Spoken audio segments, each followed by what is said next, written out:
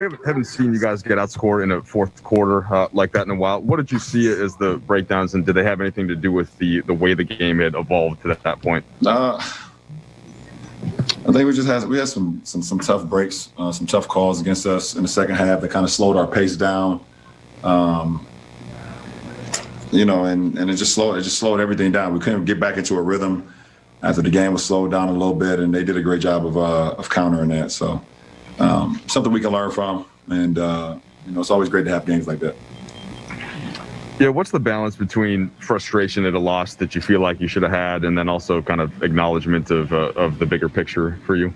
Oh, well, I mean, obviously you're frustrated anytime you lose, especially when you could have played better, and we know we could play much better. So you learn from all of that, and apply it to the next game.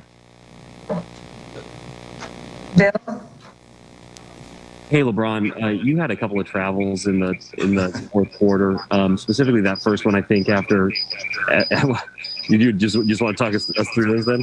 Yeah, I mean, I don't know. I mean, I've seen him on replays, and it's a move I've been making pretty much my whole career. And if that's the call that's going to be called travel, then I would like to see it across the whole board. Every game, and it consistent like that.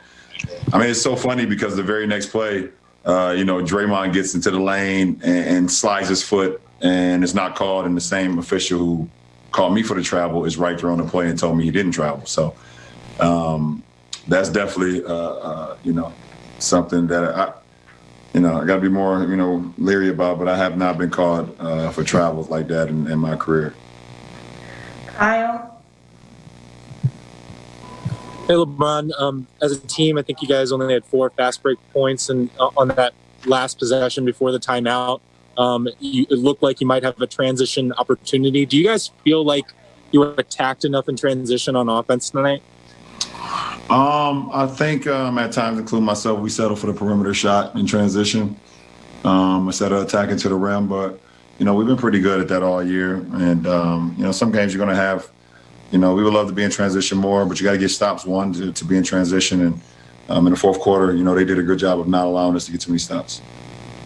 Dave?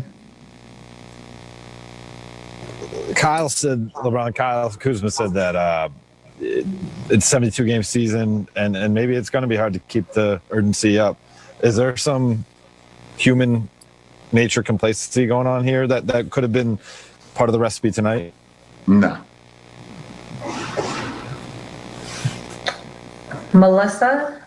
Dan?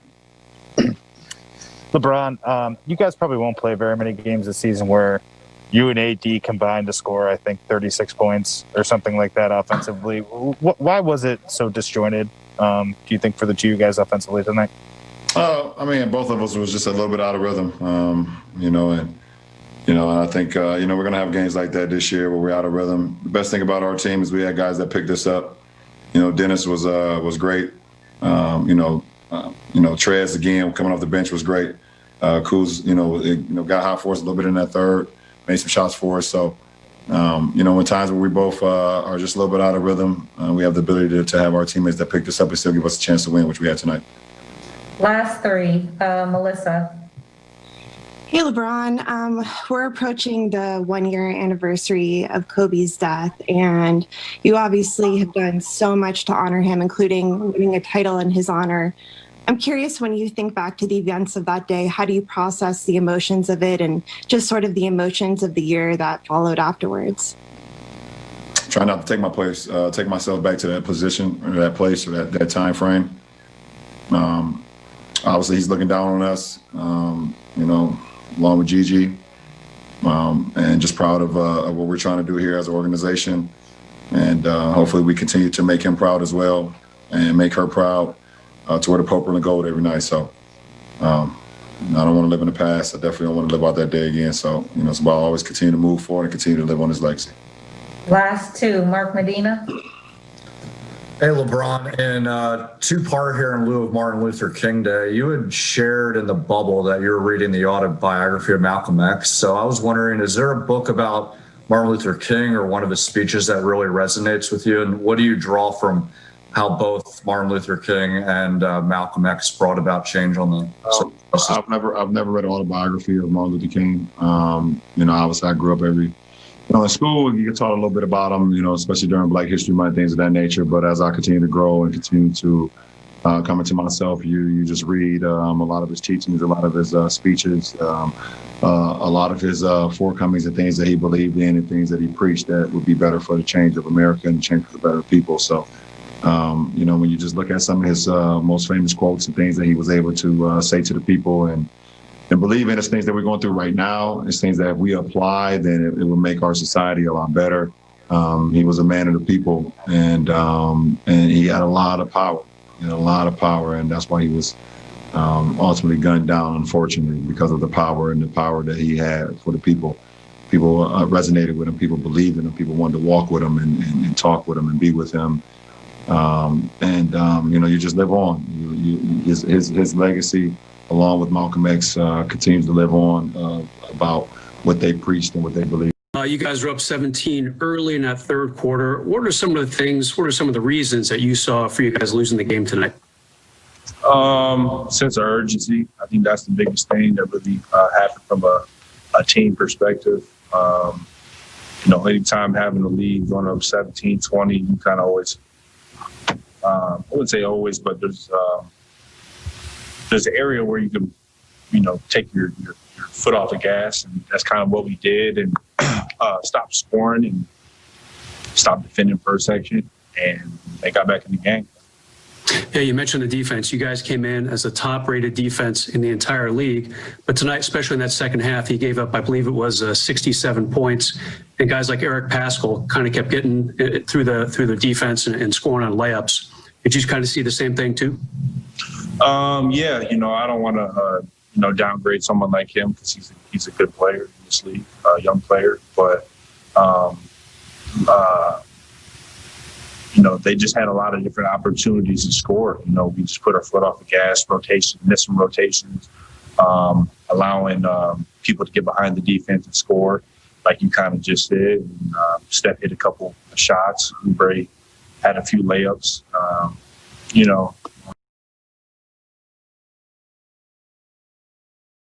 It happens. It's a long season. It's kind of hard to keep that sense of urgency of the team for 72 games, and we just let one slip. So. And Kyle, last one from me. You guys have been really shooting well from three-point range. Didn't happen tonight for you guys. Was that kind of a talk in the locker room? Offense kind of fell apart, and the defense as well, as you've mentioned. No, nobody's never really worried, honestly. I don't want to downplay losses, but everybody has the same spirit they've had all year. Does suck to lose, but it's not like we're down. Let's hear from Frank Vogel, speaking with Mike Trudell and the media on Zoom. Hey, Frank, what did you think happened tonight? We got outplayed in the second half. Simplest way to put it. We didn't defend at the rate that we've been the last few games, or that we did in the first half. They downsized with the second unit, gave us some problems. And then offensively, we got hesitant, tried to overpass a few different times, and we didn't have a great offensive fourth quarter to try to close things out. Just that final sequence there after you get the rebound, what was your thinking? And sometimes, of course, you get a good shot if you go down and don't call the timeout, but how did that play evolve, and what were you seeing before you finally got one? Yeah, we had a chance to attack in transition before their defense was set. We wanted to look at that. When when it was clear that we weren't going to get a great look in transition, we called a timeout, and we got a decent look with Bron, coming up to gut. Dave. Frank, you were teed up for your reaction to Schroeder getting pushed to the ground, or taking contact and falling to the ground, and then there was that sequence where LeBron was called for a travel, and then Draymond scored in the lane, and some of the guys were calling for a travel. How much do you think the officiating affected tonight's outcome? I don't have anything to say about the officiating. Dan? Frank, how did you feel about kind of just the overall late game organization? It seemed like you guys had a little of a hard time to kind of get in and out of stuff. Really we got hesitant, and that's an area. It's an early game in the season that you watch that, and it's an opportunity to learn from it. We like I said, we just got hesitant on the offensive end, a little casual. I'd say it's at certain points in the game, which you can't do with a lead against a team like that has great firepower. And their pressure was decent. I thought most offensive possessions we were organized, but like I said, we either hesitant or overpassed, and had a lot of lost possessions in the fourth. Kyle. Frank, obviously, you guys are on the winning streak. Your last 4 games have been blowouts. Do you feel like, perhaps you can maybe take a little complacency from that, and that might have contributed to what happened today? No, I think if we came out sluggish, you could say that. I thought we came out with great energy, built up a big early lead. We just didn't sustain it. Just one of those lessons that we can learn from. Last 2. Bill. Kyle kind of asked my question, but I guess could you speak a little bit more about the lesson of complacency and taking your foot off the gas, and how can you apply that in a season when you are going to have a target on your back the rest of the way? Well, yeah, it's a 48-minute game. Our guys understand that, and sometimes if you do it and you don't take a loss, you don't learn a lesson. So, hopefully our guys will learn that lesson from this game. It wasn't all complacency. I mean, you credit the Warriors. We didn't handle, what we felt were some bad calls. We let it distract our focus some. And, like I said, offensively, look, we've been really passing the ball well and trusting the pass. And there was a few possessions. We had great possessions where the guy didn't take the shot because he was thinking one more. So, those are good problems. And, we'll go to the tape and correct it. Jovan. Hey, Frank, you mentioned that yesterday you guys spent a lot of time going over the intricacies of defending Steph. How did you feel you did in that regard tonight, and maybe breaking it down first half or second half?